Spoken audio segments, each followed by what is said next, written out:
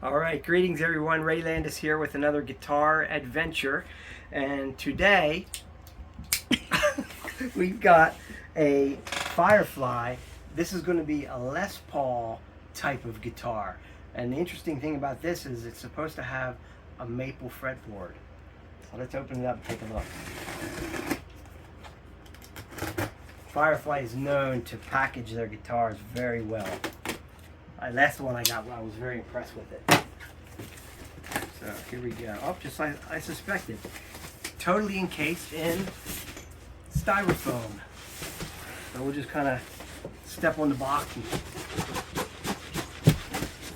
shake it out of its case. Get out of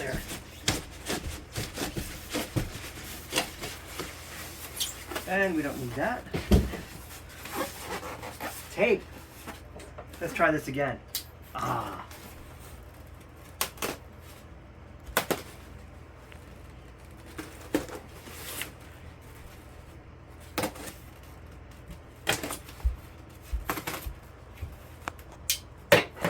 Are you ready? Oh, it's upside down. All right, let's take a look. Oh, a couple more pieces of tape. I'm sure there's one down here too. Nope. Are you ready?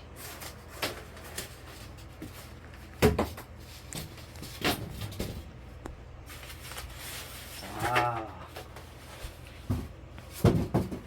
Looks like they included a cheap little cord with it.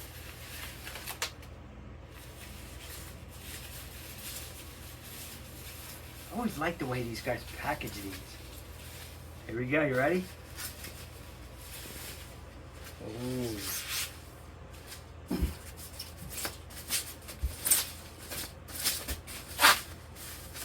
Sticky.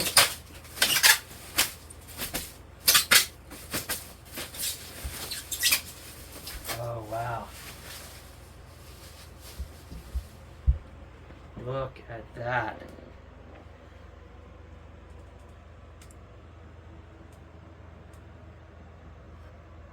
It looks like it made it in one piece. I'm usually a Stratocaster, Telecaster kind of a guy, but I thought I would get this because it looked really nice on their website and it's got a maple neck. I don't see too many LP style guitars with a maple neck. Oh, and you know, it looks like it has kind of like an arch top. Wow. I didn't expect that. I thought it was going to be flat. It's actually kind of arched and it's kind of contoured all across the front of it, if you can see that. It's got some contour. Now I knew about the back contours. It's got a belly cut, which Les Pauls usually don't have. It's got a set neck. And the way that it's set, it's got this really nice access point so you can get up into the higher registers. This neck is, I believe, maple, but it's been, of course, finished. It's like a two-piece top. You can see a little line right here. But it's a maple neck. Alright, first tuning. Let's see how it goes. Alright. And these are locking tuners. See that? They're locking tuners. Very nice. Okay, that tuned right up. You pay a couple $1,000s for one like this, the brand name. But this one's an affordable option. This one is a very affordable option, and it's got some features that are just really nice. It's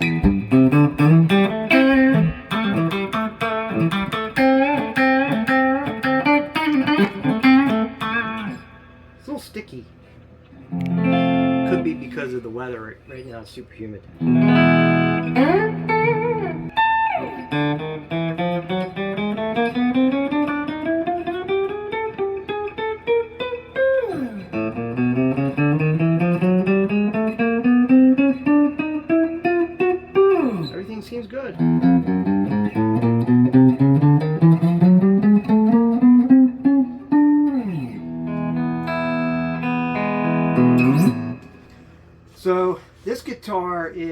supposed to be like a Les Paul, and it's very affordable. This guitar is just over $200.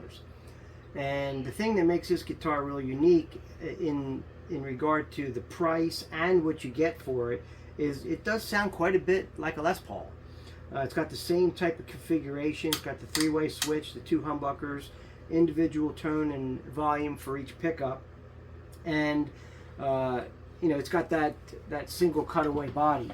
But the thing is, with this particular guitar, you've got a maple neck, and it's very rare. There's only a few, I don't know how many exactly, but only you know, a few maple neck Les Paul type guitars. Plus, this one comes standard with locking tuners, which we showed earlier. It's also got the belly cut, which Les Pauls don't have a belly cut. They're usually squared, you know, just flat right across here. And then it's got this really nice cutaway at the neck to get up in the upper registers. But with all of that and all of this beauty that it has, it's even got binding all the way around the body in the front and up the neck. And it's beautiful. I mean, it really is a beautiful guitar. Looks like a two-piece top. It's got, you can see a seam right here, but it's very subtle. And the other part I mentioned earlier was the fact that this has like an arch top. It's got contour to it, which some Les Pauls are flat. Now, some of them are arch tops, but the arch tops are the ones that are the most treasured. And you're getting all of that in this package for about $230, including shipping. So, and it sounds pretty good right out of the box. I mean, it just sounds good. And it's got good intonation. You can see the intonation is like right on. It's hardly moving. So there's your open string, and there's your 12th fret. It's just barely out. Your A string, there's your A string. D, they're barely out. If much at all, not even that you have to really worry about it. The action looks to me like it's got to be 70 thousandths, right around there. It's really good. And the nut looks like it could probably be carved a little bit to give you a little better tuning in the open string positions. But this guitar really has a nice sound to it.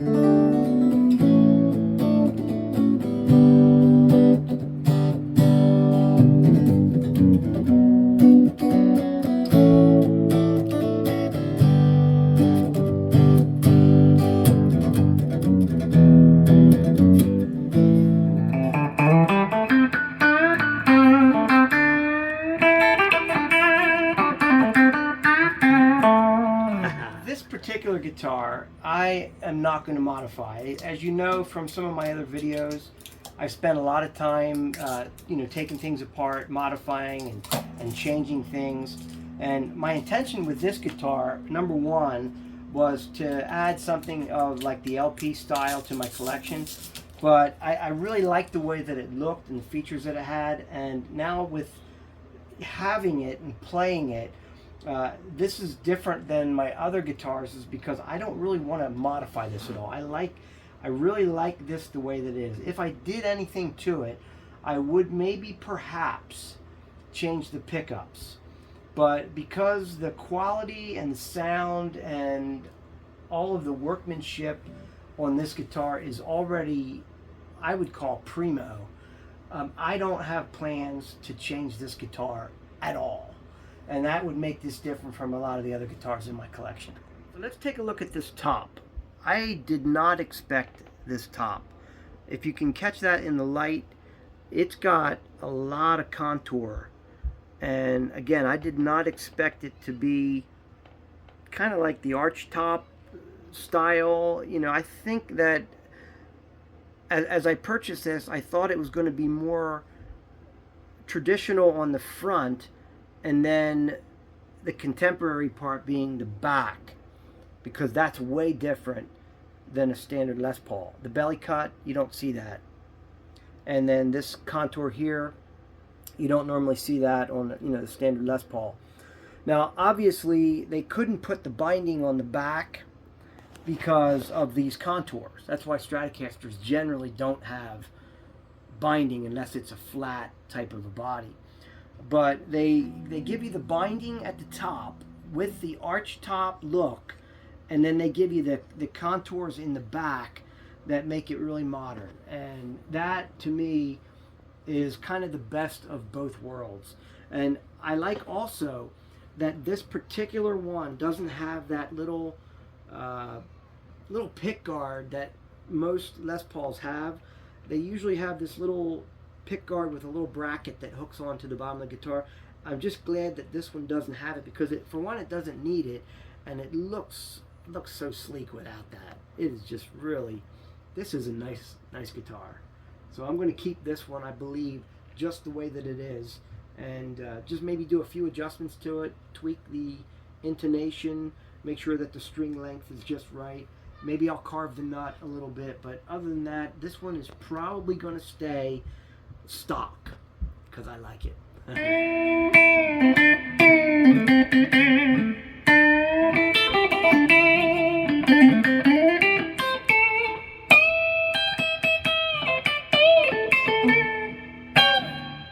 All right, just a couple final thoughts before I wrap this up.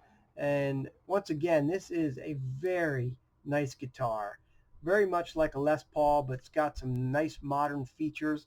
One thing I didn't mention in the rest of what I talked about was these frets are the stainless steel ball end frets. You can say that the famous stainless steel ball end frets that everybody's been talking about. They are honestly as smooth can be, and really make it a nice playing instrument. I'll do a few adjustments, but this is going to stay a lot like it is right now. I want to say a special thank you to my daughter Caitlin, who's been helping me with the video. I got a new cell phone, which is working really well. I think maybe even better than my Logitech camera. But if you've enjoyed this content and it's helped you in some way, I'm going to ask that you give me a thumbs up and subscribe to the channel. And I will see you next time for the next guitar adventure. Take care.